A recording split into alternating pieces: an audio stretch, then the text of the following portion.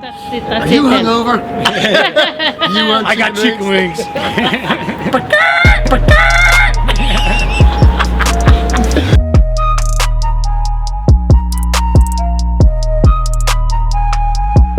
Dublin's over 1,000 years old and it wasn't built on any sort of grid system, so we wouldn't necessarily know every name of the street, but most Dubs tend to refer to the closest pub. You know, I'm at the Swan. This is Liberty Lane, just off Camden Street. We're going to go to HUCKS bar now to finish off a little mini food series that we started during lockdown. Clever idea, what? Street and Camden Street, where we are just around the corner from, where a lot of the young Irish people will go.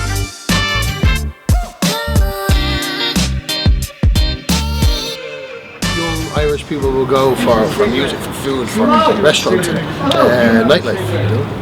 Big student population around here as well. There is. DIT isn't too far. Dublin. That's the old Jacob's Biscuit Factory, isn't it? Yeah. Jacob's Biscuit Factory. Jacob's Biscuit Factory. Jacob's Biscuit Factory. Jacob's Biscuit Factory. Yeah. Jacob's Biscuit. Jacob's Biscuit Factory.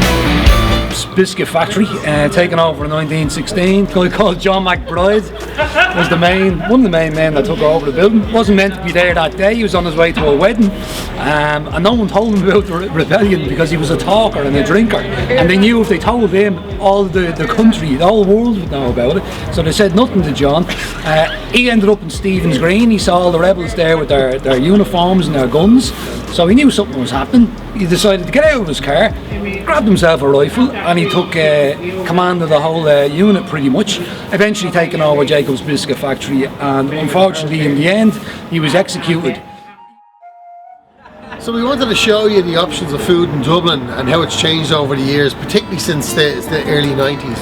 The economy picked back up, more women into the workforce, it changed up the household, and it basically pubs had to adapt or die, they had to evolve, they had to introduce food. Today, especially since Ireland for the first time in the mid-90s was an influx of immigrants coming into the country, it changed, and for the better, I'd say. So instead of just having your roast dinner, you have a wide variety of Asian, even African, South American cuisine. Variety is the spice of life, as they say. And yeah, I mean, there's food to suit anyone's mood in Dublin, I suppose, isn't there? You know what I'm looking forward to, James? What are you in the mood for? I'm in the mood for comfort food, man. Yeah! High five! Yeah, let's go! I'm looking forward to ordering food. We keep talking about it, but we're in HUCKS now. It's more of a modern, young people's bar. Good music inside. But they're sharing the beer garden, this big beer garden here with... This is Camden Bites and Brews Camden Bites, and next behind door, us is and the vintage here as well.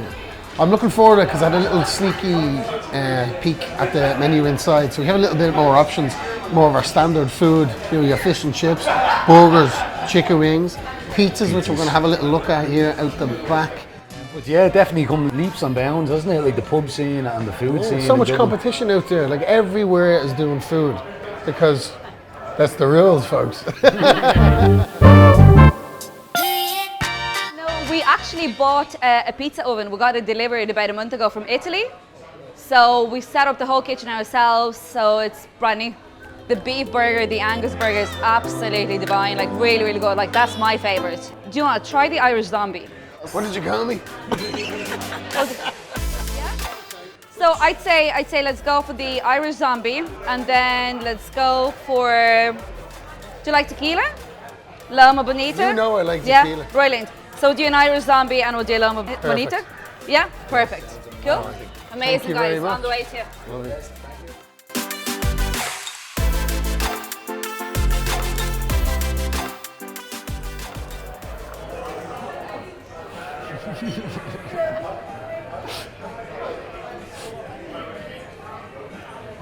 It's good. Yeah. It's very good. Yeah. The sriracha, that's cool. Really, there's a little bit of bite to it. Oh, is there, yeah? A little bit of spice. Okay, let's have a look. What's it saying for itself? That's a good pizza. That'll be up my street now, yeah? So I only learned learned recently about the different styles of pizza, particularly the one that's so soft in the middle, the Neapolitan style. That Brian, wasn't it, from Goat's Gruff? He went over, showed us the little flip, the way to eat it. Obviously, I'm not a food connoisseur here, or a foodie. I like my food. I cook. I know what I know what I like. I'm open to try other things, but it is nice to get a pizza that's the middle is a crust, very thin, very light. It's not too heavy, because I find an awful lot of places going down one road or that soft, doughy, kind of wet pizza. You pick it up, half the stuff falls off when you're trying to eat it. Some people like that. For me, I'd rather a little crust. Your ingredient stays on the pizza. It's a little easier. Oh no! No! So we started off in the Gravediggers pub, absolutely legendary pub, great spot, traditional Irish pub. We had Kieran's mixture of traditional Dublin food, which would be our coddle. Pancake coddle, bit odd, but it was lovely. It was great. I mean, he had his modern twist on his food.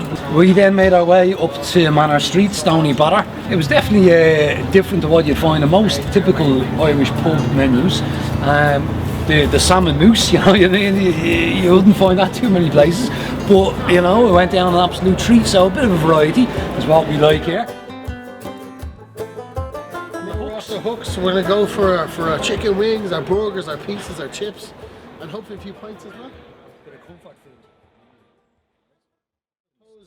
The food journey in Dublin for the Irish is not over, is it? We all have to, well, I suppose we're going to have to learn these things.